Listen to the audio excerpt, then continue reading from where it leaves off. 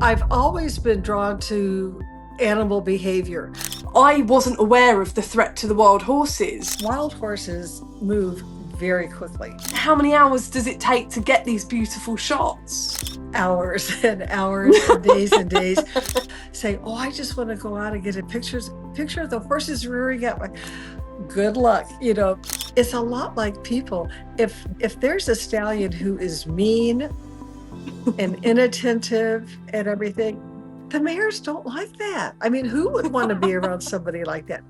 For my photos, I use a long lens. Here in Arizona, they have lost a lot of their habitat. Susan Goudge is a wild horse photographer in Arizona with over 200,000 followers on her Instagram page, SW Goudge. That's where she documents the lives of the wild horse families around her, advocating for them and sharing their powerful stories. Her stunning and characterful documentary-style videos reach over 3 million views. But what are the highs and lows of capturing such raw footage? And what is the biggest threat to wild horses right now? Let's find out, shall we? Susan, welcome to Curious Equestrian. I am so happy to be here. I've been looking forward to this and our talk for quite a while now. Oh, Susan, can I first of all say it is such an honour to have you on Curious Equestrian. I've loved your Instagram account for so long, and it brings such daily joy in a world where it's often focused on the superficial. How refreshing to see beautiful shots, videos and photos of wild horses every morning on my feed. So thank you so much for sharing the stories that you share and the beauty and the magic in the world that sometimes we just feel is lost in a sea of vacuous posts about beauty and fashion and whatever else might be trending on the day. Oh, thank you so much. I'm really glad to hear that you enjoy it. You know, it's my way of finding peace, and it is just a quiet way for me to share my love of nature. Oh, and it really is, you know, we all get to have a slice of that escapism thanks to you sharing what you're seeing with your eyes out in Arizona. So thank you so much, Susan. We're going to delve into all the places that you've traversed and all the locations that you seek. But first of all, take us back, Susan. What inspired you to start photo shooting wild horses and starting your Instagram account? Well, I have to tell, since this is an equestrian podcast, I am not a horse person. I don't ride horses. I've never owned horses. And so this Wow. is kind of, we moved to Arizona 10 years ago. And at that time, I didn't know that there were still wild horses in the world. Our realtor actually said, well, we have wild horses here in Arizona. They're right along the Salt River. And so she took my husband and I on a float down the Salt River. And so 10 years ago was the first time I saw wild horses. And I just thought, you've got to be kidding me. And they're, so close to us. And that's how it all began. So I started going out there trying to figure out, where are these horses? If I'm not floating down the river, how do I find them? How can I observe them? And I started meeting people that knew about the horses and knew where to go, how to behave around the horses. And it's just, over the last 10 years, it's just sort of evolved. And then, of course, once you sort of get the love of the horses, you want to go to other locations. And so I have a very wonderful husband who's willing to make road trips with me. And so we've been to other states to see wild horses there and everything. So it's really evolved over the last 10 years. Wow. So, Yeah. And the fact that, Susan, I love that you're not a quote unquote horsey person. I love that you kind of say, I'm not an equestrian with a traditional horsey background. But that for me makes it even more interesting. So, as someone who hasn't had anything to do with horses in their life, what was it, do you think, that drew you to these wild horses when you moved to Arizona? Well, of course, their beauty, but I've always been drawn to animal behavior. My husband and I have been scuba divers for years and years. And so when on our dives, I really like the macro because I could watch the little behaviors and everything. And it's always fascinated me. Well, the same thing with wild horses because who knew that they live in families and they have such close connections and all of the emotions that you can see and that just it really drew me in. And then plus being able to go out to see the horses here frequently and you learn about the individual horses and you follow them and there's horses out there that I was not there for their birth, but there's a couple that I was there shortly after they were born. And now, I mean, I followed them through their lives and now the two I'm thinking of are 6 years old. So, I've seen them at every stage and it's just, Wow. you feel like they're your horses. So it's really special to see that. Yeah. That's so interesting that you've always been interested in animal behaviour, because I was going to ask you, not knowing whether you were horsey or not, I was going to ask you, how did you learn about the wild horse behaviour? Because in each post, you always share what's going on in the image or in the video. You share kind of how the horse is feeling or interacting, if it's two young stallions or if it's colts or if it's family members, and you'll talk about that interaction, which really adds to your imagery. So how did you learn that knowledge along the way? I think just spending a lot of time out there with them, and then if things were happening and I didn't understand what was going on, I would ask other photographers or I'd take pictures or take a little video and say, I don't understand what's happening here. And it sort of evolved that way. But I think and you don't want to disrupt them in any way. So, you keep your distance, but you can sit back and just observe and see what's going on. And you just after a while, you just sort of recognize the behaviors and everything. And it's so interesting to me because I didn't know that they lived in little family bands and that they're, when the young guys start becoming sexually mature, that they're emancipated, they're kicked out of the band, and they go off and form a band with other bachelors, and, it's quite a society that they have, and it's really remarkable, and when you go up to, for example, like, if you go up to Wyoming or Utah, where they have uh, just these vast areas to travel in because down here in Arizona, they have lost a lot of their habitat. But up there, they have these huge horse management areas. And so to see them, I mean, they travel such distances on a daily basis, and even the babies, which is it's incredible to see that. So it's just, and the more you're with them, the more their behavior just is is so fascinating. Um, I think, and a lot of people say, "Oh, you're just putting emotions onto animals," and that's not true. So, No, no, we feel you, Susan. We feel you. With yeah, domesticated horses, we're always kind of reading body language and facial expressions and listening to our horses and trying to read them. So totally, they have those emotions and that capacity. And one thing I'm truly envious of, Susan, is the fact that I have a herd of 3 horses myself, and as horse owners, and for those listening will know, we're always trying to constantly mimic and trying to recreate more of a wild lifestyle for our horses, trying to mimic what they would have naturally, what they were born to do, like you mentioned, travel long distances, explore, have bonds in the herd. And, you know, we're all trying to create that. You get to witness that every single day and see them as they should be living, exploring in the water, kicking up the dust, going up the mountains, walking along the sand, whatever it might be. And, you know, there's a part of me that feels so sad that our domesticated horses don't get to experience that. What would you say the magic is for you, getting to see them in their natural habitat and getting to see them unaffected by, you know, human life, really?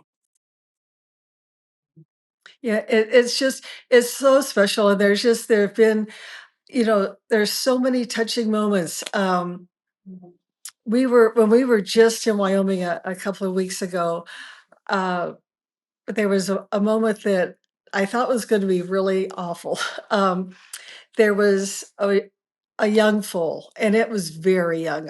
I think like 1 to 2 days old, and it was by itself. So we have no way of knowing what happened to mom, but it was by itself, and it went up to a mare, tried to nurse, and she kicked it away, and it was by a creek, and it was up and down a little bit, and another photographer was out there with me, and we honestly thought, "This little guy's not gonna make it," and not being from that area, we didn't know who to call, because there are some times where you can call and they can do something to help, and so we didn't know what to do, but what was so interesting is that there was a family band nearby, and it was just a small family. It just had a stallion, a mom, and another baby, another foal.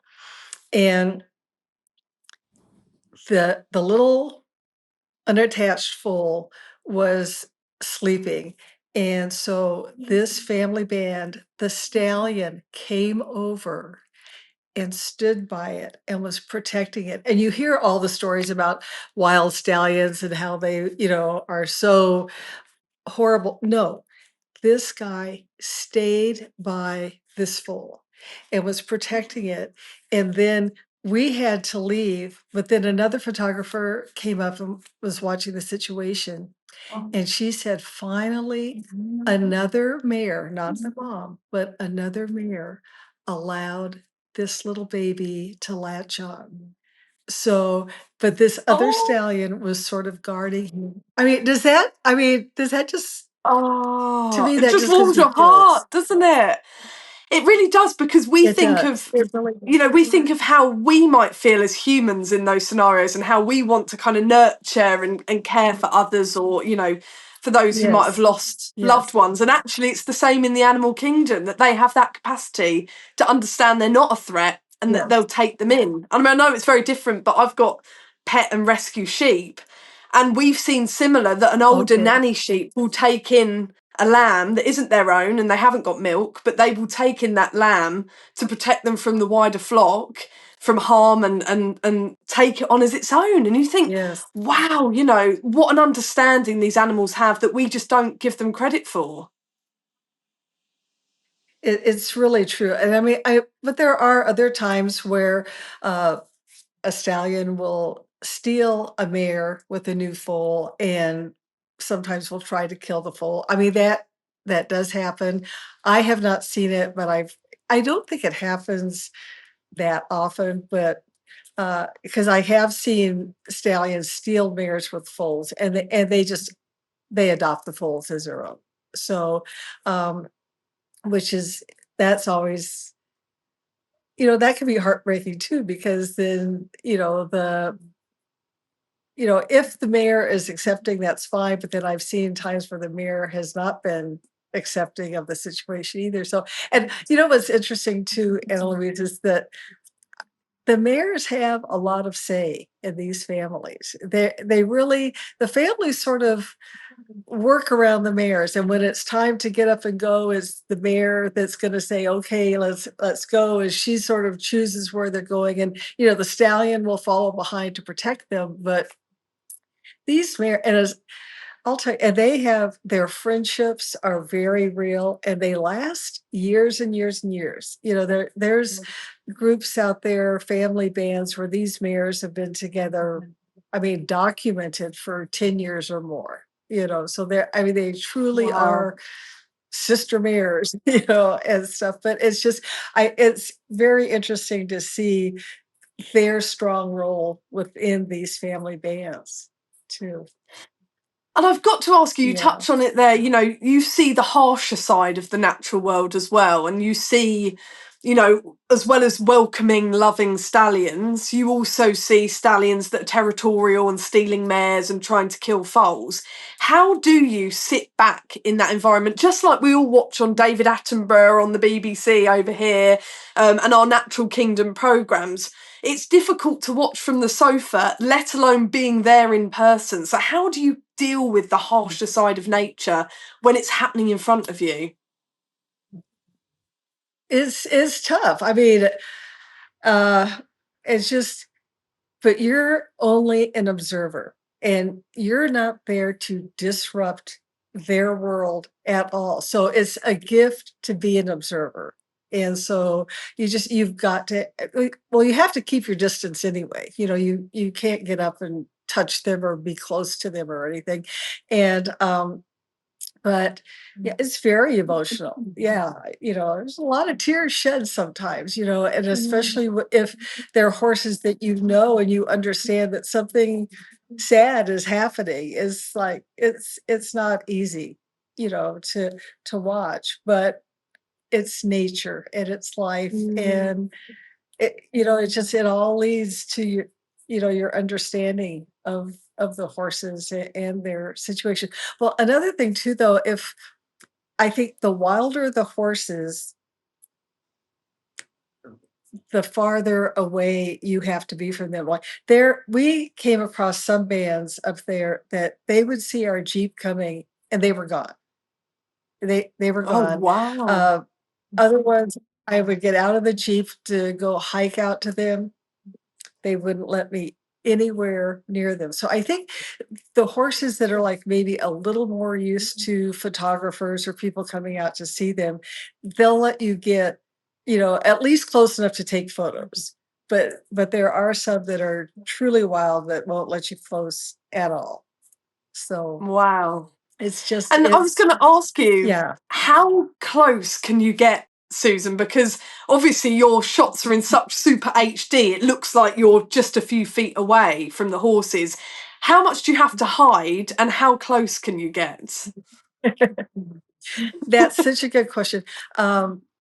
You people get too close, and you've got to keep your distance and be respectful to the horses, and I'm a huge advocate for that. And I've been known to say things to people and they haven't always appreciated that, but I mean, it's just, if your behavior changes their behavior, you're absolutely too close. And I can't give like absolute feet, like for example, here in Arizona on the river, those horses sadly are used to people being around because people will float the river. And if the horses are in the river, I mean, there's some people that are just stupid and they'll go up and try to touch them, and stuff, which just Oh, is, you hate to see that. So I really always try to keep my distance.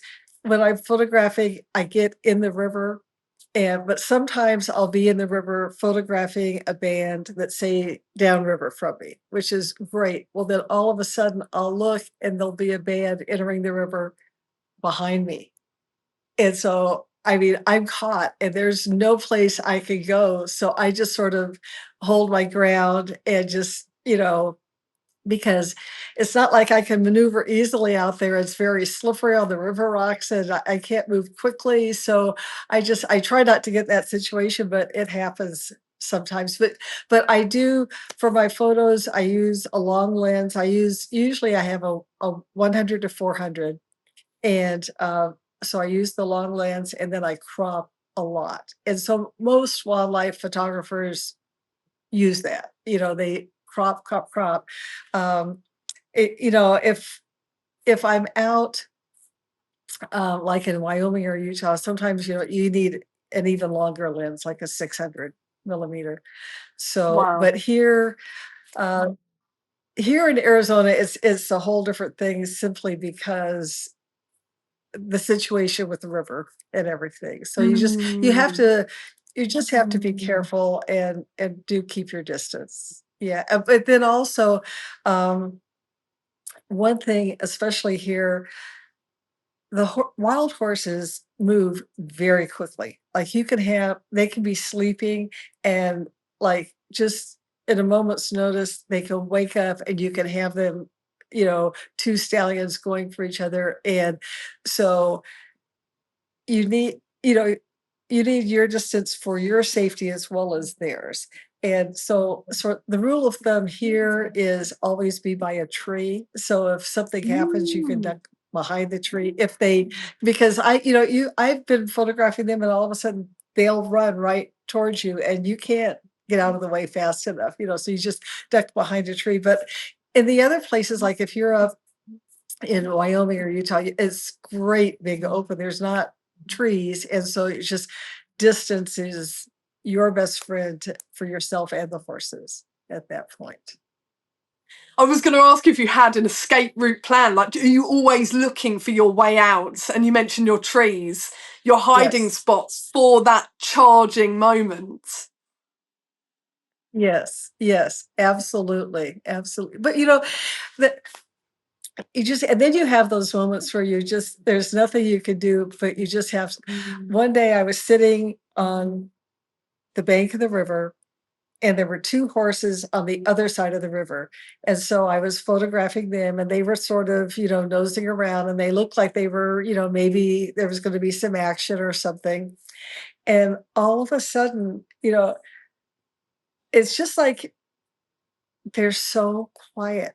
And all of a sudden, I felt something behind me and I looked, and one of my favorite horses, Rascal, was literally right over my shoulder watching these Oh, two stallions that I had been watching. And I just thought, oh my goodness. So I I took my phone and it really quick and flipped it around and I got the little video of Rascal right there, because but then when that happens, I got out of the way. I need to let mm. nature take its course, but it was but and that's another thing too, is that I'm always amazed at how quiet they can be, even when they're walking through the forest and stuff. Sometimes, like, I'll be hiking and again, you're sort of you'll look and there'll be a whole line of horses behind you that you didn't even hear. So it's that Wow. they can be so quiet. Yeah, or very noisy other times, but they it's just well, we were in Africa one time and there were elephants and they were so quiet. And I remember how astounded I was by how quietly they could move. And it's the same thing with a band of horses. They could be so Wow. quiet. That is Yeah. incredible. And actually, that leads me very nicely on to ask how long you have to wait for a big moment to happen. Because for anyone who has seen Susan's Instagram, you will know there are a lot of beautiful moments where stallions are rearing up or herds are playing together. And the photos and the videos are very expressive. But anyone who also knows horses knows that there can be hours of just gentle grazing.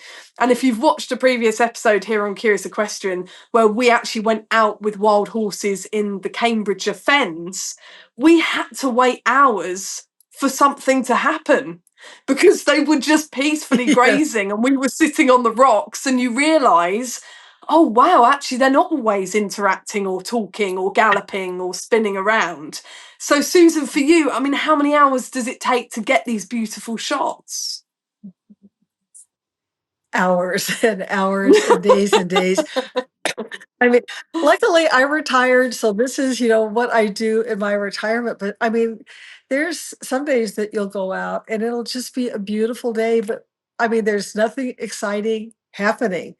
So it's just so when you get those moments where you get a lot of action, you're just like, you know, thanking God because like you've put in the hours and the hours. And that's such a good point. And thank you because I don't think people say, oh, I just want to go out and get a picture of the horses rearing up.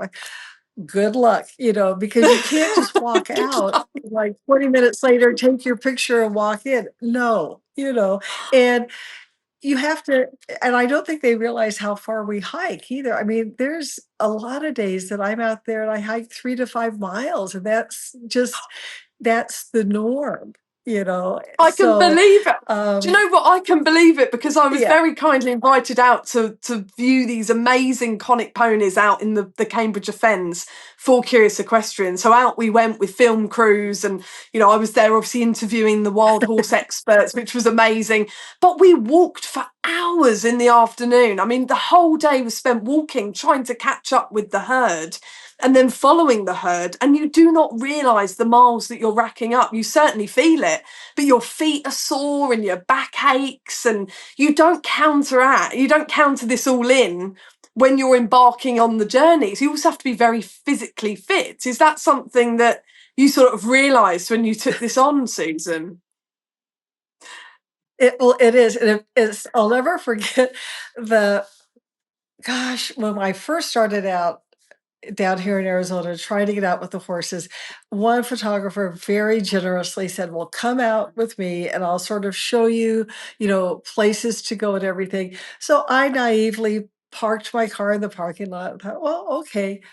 Oh, I mean, 5 miles, hours later, I'm ready to drop, and that's when I learned, okay, this is if I wanna do this, this is what I've gotta be ready for. I do I have a little tiny, like, camp stool that folds up and I can put over my shoulder.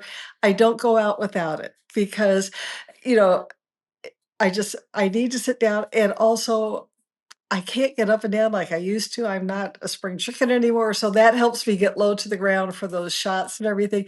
So if anyone is gonna go out for any length of time, I always say, "Get your little stool and take it along with you because it really will help." So so is that I don't go out without that and my snake guards. So do you have snake guards in England? No, no. Do you What are do snake you don't need to guards? worry. See, you don't need to worry about Well, that. Susan, Well, all we get told is we've got one poisonous snake here, as far as I know, called the adder, and we're just told not to walk in certain areas at high risk times of year, not to walk in the long reeds or on certain beaches or on certain overgrown right. grassy bridle paths in spring and summer. Otherwise, you get bitten by a poisonous snake. But apart from that, that's all we have here.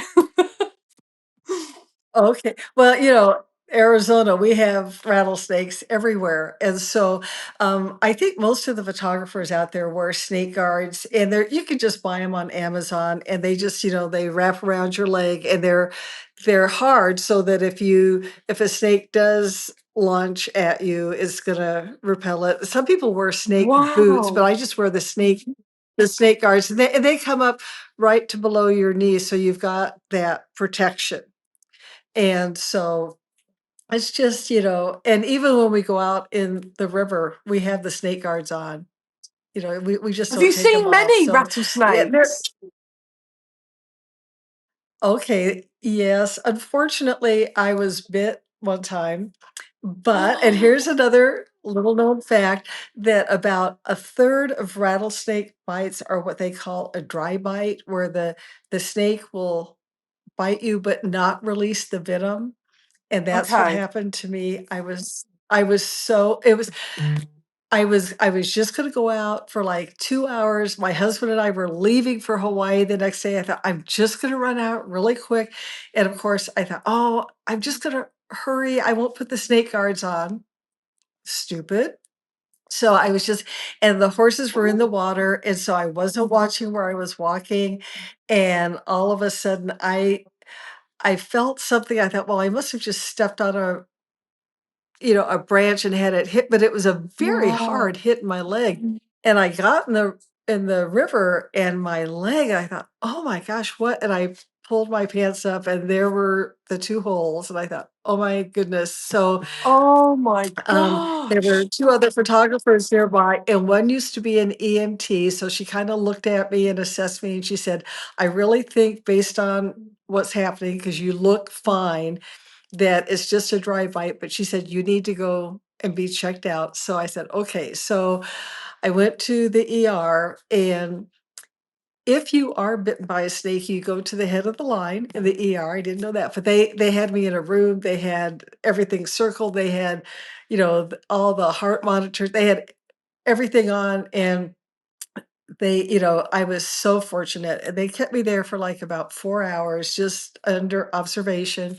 But it was a dry bite, so I had the puncture wounds, and then I had my leg was bruised where it hit me. Um, so ever since then, I will never go out without my snake guards on. Oh my Yeah, I gosh. learned my The lesson. stakes are high, not Yeah, just the charging stallions, but you've got venomous, poisonous, yeah. evil rattlesnakes as well to deal with. Susan, talk us through what else you take with you. What's in your photographer's bag? What's in your rucksack? And how many bags have you got? Also talking Yeah. about the amount of kit you must have to carry as well. Well, I try to travel as light as I can, and it's dirty out there. I'm not changing lenses or anything, so I've got, just the one lens on. Um, I've got my iPhone with me, and then I have like just a little day pack with a lot of water, and then a couple extra batteries and memory cards and a cloth to keep the lens clean, and that's it. I just as light as I can, And because do the it's hot horses here, and you just need. interact?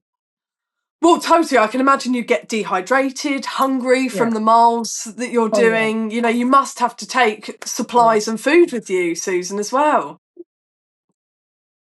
Well, I'll have, like, little bars or something in there, but I just don't take a lot of food, and then, like, if we're up in Wyoming or Utah, then we've got, I'll hike out from the Jeep, and,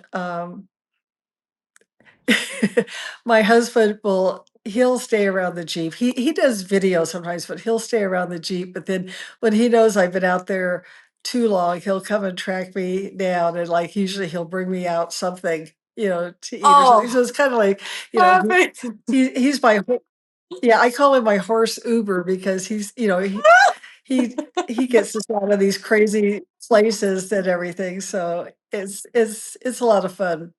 Yeah, It sounds but, like the you perfect just husband as well. also We all need a husband he is, Uber. he's so patient.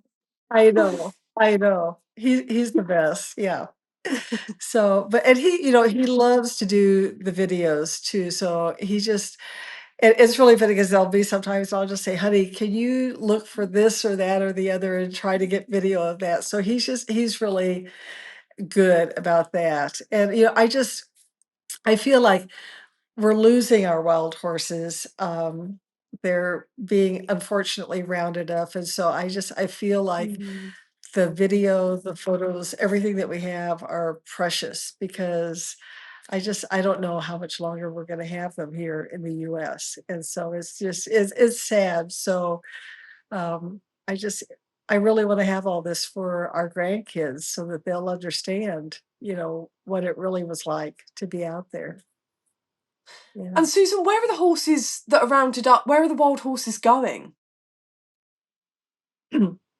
Well, this is another whole podcast, but we have a thing called the BLM, the Bureau of Land Management, and they are actually uh, in charge of the wild horses.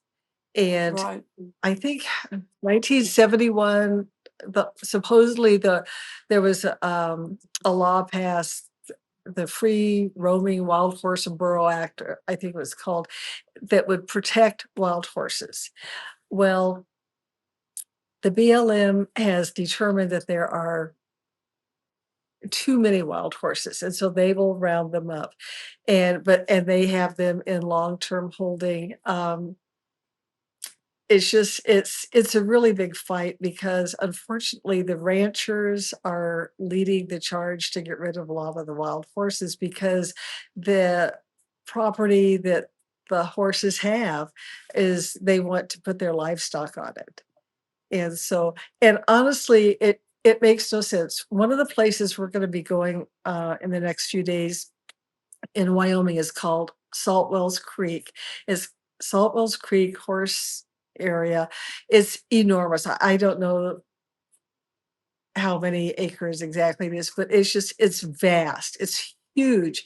And when we go out there, we really have to work to find the horses. We have, they've got the little roads out there, and then there are 2 tracks that go off the roads, and those are so you can't like just drive anywhere. You've got to stay on a 2-track, but so you'll go down those, and I mean, you just sometimes you spend more time looking for horses than actually spend with the horses. And so, but the BLM has said that there's too many horses there, and they are planning on removing the whole entire herd beginning July 15th. Which makes no sense because you can't even find them out there. And there's water everywhere, there's plentiful food, but there's a very strong ranchers association in Wyoming that wants that land. So it's politics, and it's very, very sad. And so they use helicopters. It's horrible process. There's horses are injured and killed during this, and then they put them in this holding, God. and they're well, based upon the numbers that the BLM is saying that they need to round up this year, at the end of this year, there will be as many wild horses formerly wild horses in holding by the BLM as there are in the wild. That is just so sad. And the cost to the American taxpayer is over $100 million a year. And most American taxpayers don't even know that there are wild horses and that this is happening. I think that if more people knew about it, we would have more people working to stop this. So, And what will happen to those they are horses very in holding? very good question. You can adopt them, and there are sanctuaries that will try to adopt them. Other people will adopt them. And then there's unscrupulous people who will adopt them and then sell them on, and they'll end up being shipped to Canada or Mexico, where the horses are killed for food. But then there's a lot that are in long-term BLM holding. And it's not this beautiful idyllic situation at all. And if you go to some of these BLM places where they have them right after they've been rounded up, it will break your heart. There were some horses that we followed up in Utah that were rounded up. And so another wild horse photographer and I were asked to go and try to identify which horses they had actually rounded up that were in holding. And so we spent a whole day at the BLM location there looking through all of these horses, and they had all the mares together. And like the stallions would see their families and they'd be calling out to them, and it would break your heart. And they would separate the mares and like their yearlings. It's horrific, really horrific. So that's a black mark of what's happening in the US with these horses. So that's why I really feel like every minute I can spend with them is even more precious, because I don't think it's going to be around forever, sadly. And does it tinge your photography with an element of sadness, Susan, knowing that actually potentially some of these horses are going to have this terrible fate? Yes. Well, especially, we were just at Salt Wells Creek and we're going to go back up there. And it breaks my heart to think that these horses they're going to be gone. Now, there was a lawsuit brought to stop the roundup of these horses. These horses, not all of them, but there's a breed within this group that are called curlies, and they're very unique, and there's not a lot of them, but this is one of the places where they have the curlies, and they're just gorgeous, gorgeous horses. And so if they round all these up, they're gone. They're gone forever. And so they brought a lawsuit, and they lost the lawsuit. So they are appealing that. And so it's the judge has heard the appeals case, but has not ruled on it yet. But the BLM has already planned the roundup, not even waiting for the judge's ruling. So and how can that be? I don't know. But that's just one example of how sad it is. Yeah. Wow, so there is a real element of threat to the future of these wild horses, and actually, like you say, future generations never even getting to see these beautiful wild horses. Right. And even the ones who get moved to sanctuaries, who I guess have a better outcome than the ones that go to slaughter or stay in a holding unit or whatever might happen. But still, how awfully, awfully heartbreaking, like you say, for them getting separated from their family herds. And also, our horses, we all feel for the domesticated horse who are born to roam and to wander and to explore and to cover great distances. But how even more heart-wrenching for the wild horse who actually knew a life like that and who lived that life and who now have to get accustomed to being in a domesticated environment, which must feel like a prison. Yes, I'm sure. I'm sure. And they take all the stallions, and of course they geld all the stallions. And it's just, and to think of what, how proud and magnificent they were. They had their families, and they had, they roamed, and now what they're faced with is horrific. It's heartbreaking. It really is. Yeah. And Susan, is there time for this to turn around? Could you see a different future where people might campaign and things might change, and it might turn around and people see the value in the wild horses remaining wild? Or is it a dead set that in decades to come they will be gone because the land has to be used for other means? I would hope that it could be turned around. There's just this many advocates who are working to get this turned around. I just think that once there is awareness, I think that then we have a real chance of getting it turned around. I just think it's so many people are unaware.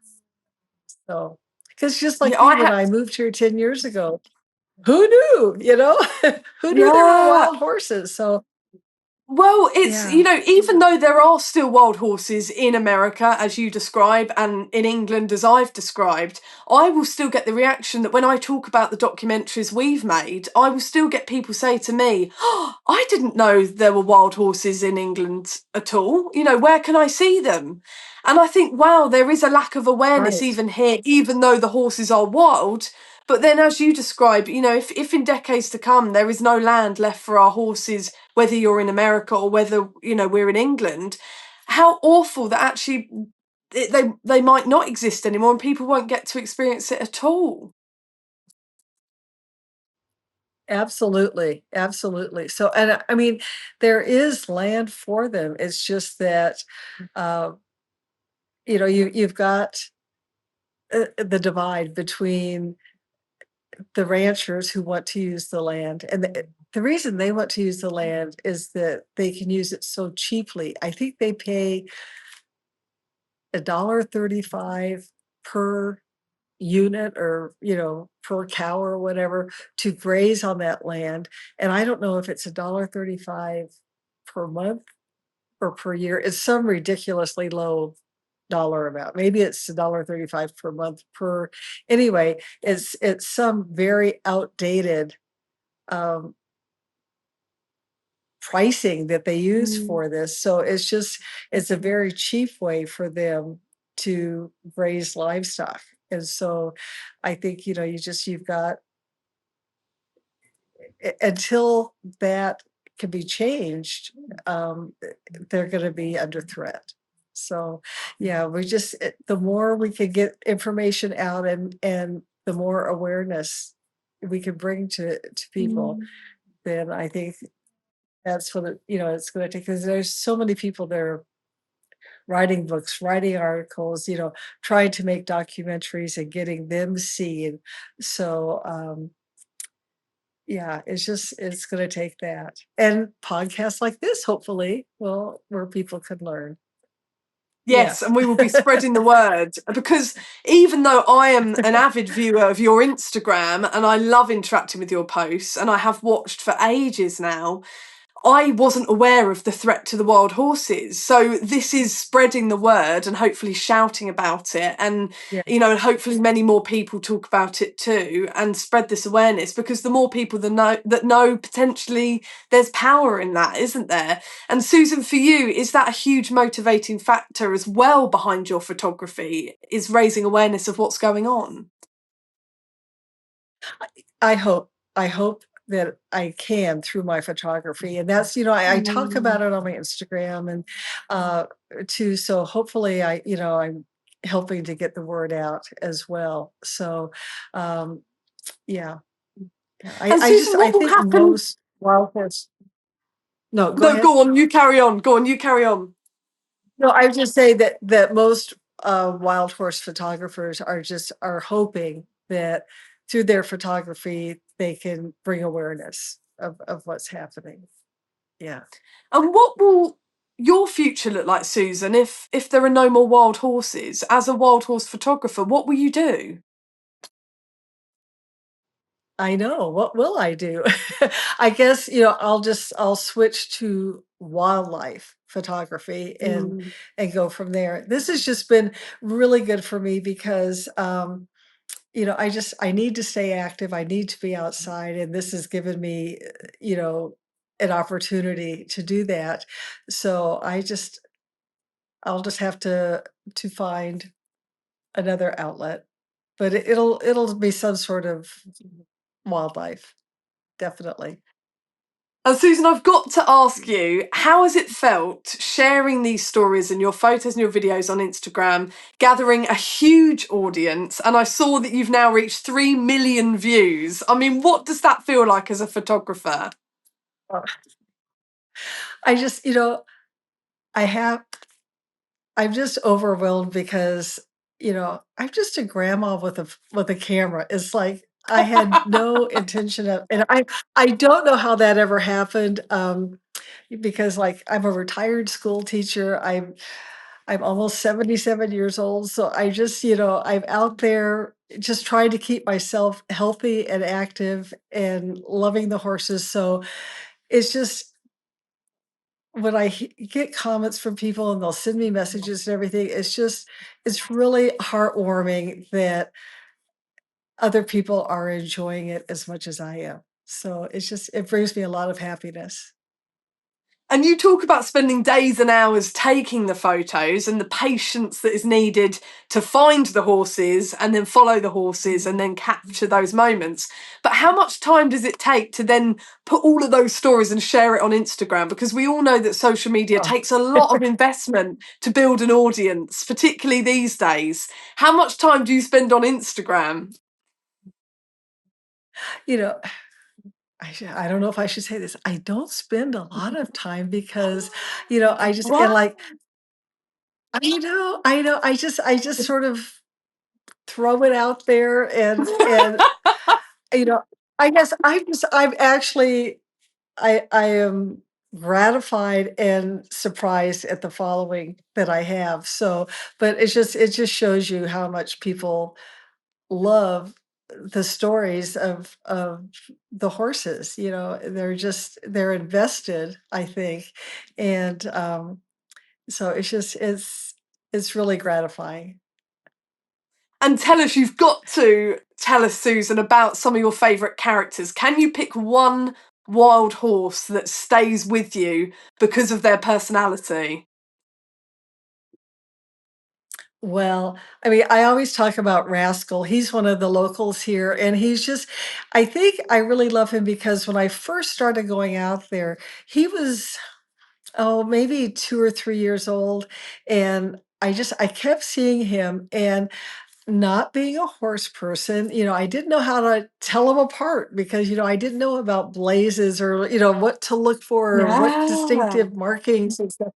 But he's got one very vivid blue eye. He's a gray, but with one beautiful blue eye. Ooh. And the reason he was called Rascal, he's just a little stinker. And he would, wherever he would be, he would always stir up some kind of excitement. And so he is he is just a little stink pot out there, and he's so much fun. And a couple years ago, he finally got a mare, and it was fat. It was like the love story of the year. So Oh. Rascal got this beautiful gray mare named Aquarius, and he was so proud, and they were beautiful together. And so, like, I was telling the stories of Rascal and Aquarius and everything. Well, he wasn't careful enough, and he lost Aquarius. So, another young stallion had several other stallions with him, and they stole Aquarius, and so she is still with this other stallion in his group, and so everyone is like, "Rascal, you've Oh. gotta," hoping that he would get another mare, and he didn't, and, like, last year, there's a huge band. It's actually 2 stallions combined, and their band is huge, and they're just a bunch of rabble-rousers. There's a lot of stallions in there and, stallions that hang around that group, and it's just is like a complete mess. I mean, there's just a lot of action. So Rascal thought last summer that he would be a lieutenant stallion, that would be his new role. He was hanging on the outskirts. He got beaten to a pulp, and finally he disappeared for about 10 days last summer, and that will happen when if a horse is injured, they'll go off by themselves to heal. And so, of course, everybody's kind of Oh. like, "Well, where's Rascal, poor guy?" So he came back and he was fine.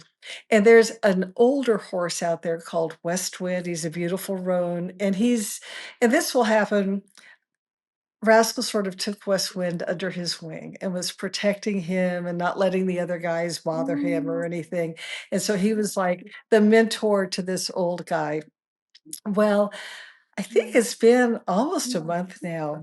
Rascal finally stole 2 mares off of another stallion, and so he learned his lesson, though. He is keeping those mares hidden. He's got them away from all the other horses, and, he's got his one little spot on the river that he brings them out, and you could, find him there with the mares, but he's staying away from all the other horses right now because he doesn't wanna lose these 2 mares. So Rascal is he's just a character. Yeah, he's one of my Oh, favorites.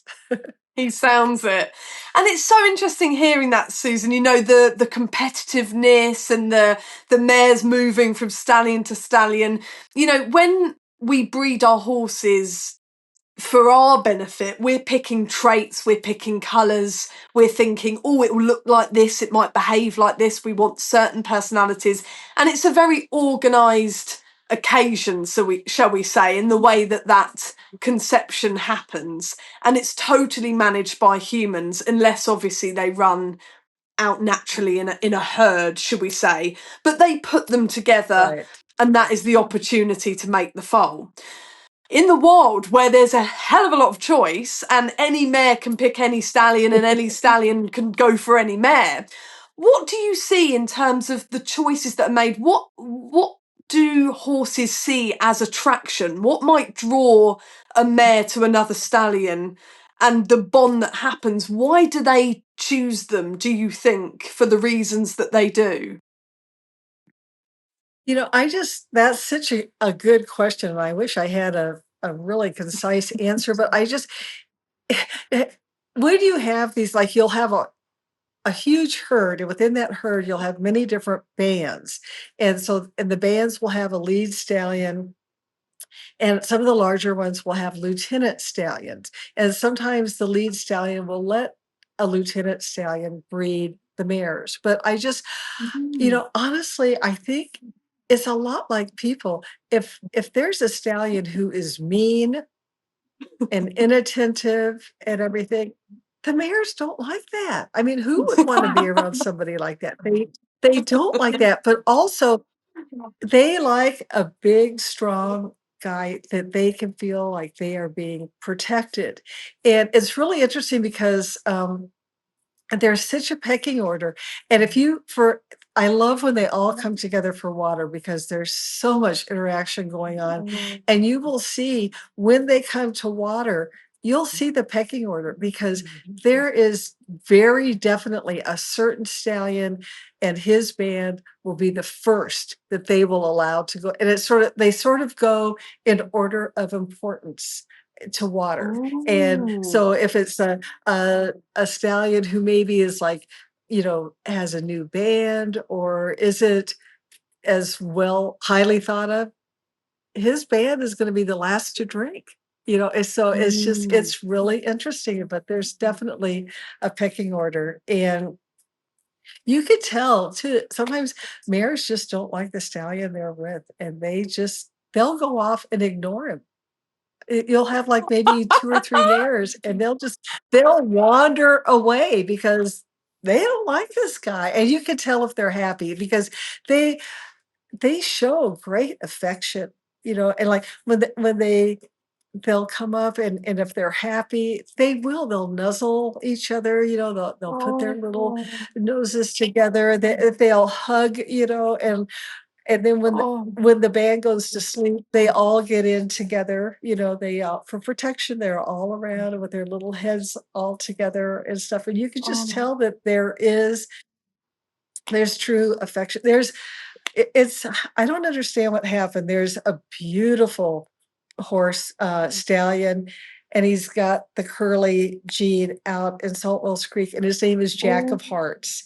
And he's got this beautiful bald face, and on one side is sort of an outline of a heart, and that's why they call him Jack of Oh. Hearts. And last summer, he had this enormous band with all these mares and all these babies, and it was just and they loved him, and he loved his mares, and you could see it. Well, something happened over the winter or the spring, and he's lost over half of his band, which is kind of hard, you know, to see that. Oh. I don't know what happened because they all seemed very happy, so, um but he still has several mares, but not the great big band that he had before. But it was a joy to see him with them because there was obvious affection within that whole Oh. family. Yeah. And that's, I guess, something else. Another challenge for you, Susan, is that sometimes you're there for the big moments and you might see the big family drama or the argument or the breakup. But then other times that's going on Right. when you're sleeping or when you're not on location. And then you have to try and pick up the pieces and put the puzzle together. Yes. Well, it's interesting because there's sort of a community of all these photographers, and we'll message each other, like if we're because I don't live up in Wyoming, and so if I'm going up there, I'll ask friends who have either been up there recently or live in the area, like, what's the situation, what's happening now, or I'll get up there and I'll not understand, so I'll send them pictures and say, what's happened here, why do you think this is happening? So it's great to have this connection with all these other photographers. It's just that's one of the wonderful things about Instagram is meeting all of these people from literally all over the world, and you think, well, they're Instagram friends and you'll never meet them, but it's crazy how many times you'll run into them out, looking at the horses and stuff. So it's a very special connection to have. And would you say, Susan, as well as being passionate about animal behaviour, that you're passionate about storytelling, which is at the heart of every photo and every video that you share? Well, thank you. Yeah, well, I was a high school English teacher, so yes, I just, Oh, I love that makes a stories, lot of and so I sense. just yeah, yeah. So that's I just it's an easy way for me to, I don't have to try to write a novel or something. I could just tell little stories about the horses. So I do enjoy that aspect of it. Yeah. Oh, and Susan, will you ever call yourself a horse person? You know the body language, you know how to describe the horses now. You've got all this amazing knowledge, seeing way more than the average horse owner sees on a day-to-day basis. When will you call yourself a horse person? Well, I guess I should do that now. A wild horse person. Yeah. Not Yes. domestic. I don't know anything about domestic horses, but wild horses, yeah. Oh, now please don't go anywhere, Susan. Will you be willing to stay on a little bit longer for our members zone and answer some listener questions? Sure. Brilliant. Well, Yes. we are honoured. So, for those watching who would like to see the extended version, please join our exclusive members zone so that you can hear the rest of the conversation with Susan. But for now, Susan, for those who want to look at your beautiful photography and your lovely videos on Instagram and follow you, how can they find you? Okay, it's SW Goudge, Goudge. So at SW Goudge. Thank you so much for coming on Curious Equestrian, Susan. It has absolutely made my day, and hopefully the listeners have loved it too. Just letting us into your wildlife has been so inspiring. Thank you so much. I've really enjoyed it. Thank you so much for listening to and watching Curious Equestrian. If you enjoyed this episode, please don't forget to subscribe to us on YouTube so that you don't miss an episode and all that's coming your way, or you can subscribe to us on whatever podcast platform you listen. If you could leave us a review on Apple Podcasts, that would really help us to find lots more lovely listeners. And you can also follow us on Instagram at Curious Equestrian Podcast. We'll see you next time.